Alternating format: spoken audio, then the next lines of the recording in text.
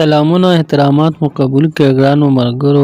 نننی ټاپک زموږ دا دی چې د ښځو سینې به څنګه غټېږي. که تاسو فیملی سره یې نو هینډ فري استعمال کوئ یا دا ویډیو ځان له وګورئ ځکه زموږ ویډیو د جنسیاتو متعلق ده. که تاسو د جنسیاتو د صحت باره کې معلومات حاصلول غواړئ نو تاسو زموږ چینل ضرور سبسکرایب کړئ او د بیل آیکن هم دباو کړئ.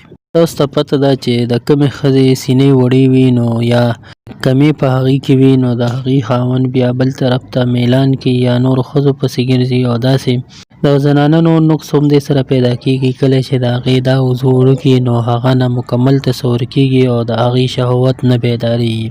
دا یو ډېره ضروري مسله ده. په دې باندې بحث کول ډېر غټ ټایم غواړي خو ستاسو زه ټایم خرابول نه غواړم او نه ستاسو سره به دومره ټایم وي. نو تاسو ته زه یو نسخه ښیم چې ستاسو کار به په هغې سره برابر شي.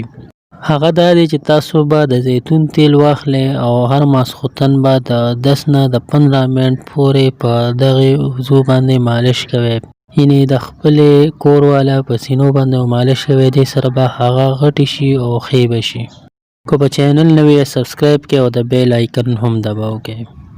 بیا هم ستاسو څه تپوس وي په کمنټ کې کولی شئ. موږ له اجازت راکړئ. د ځان ډېر خیال ساتئ. د لوی الله په امان.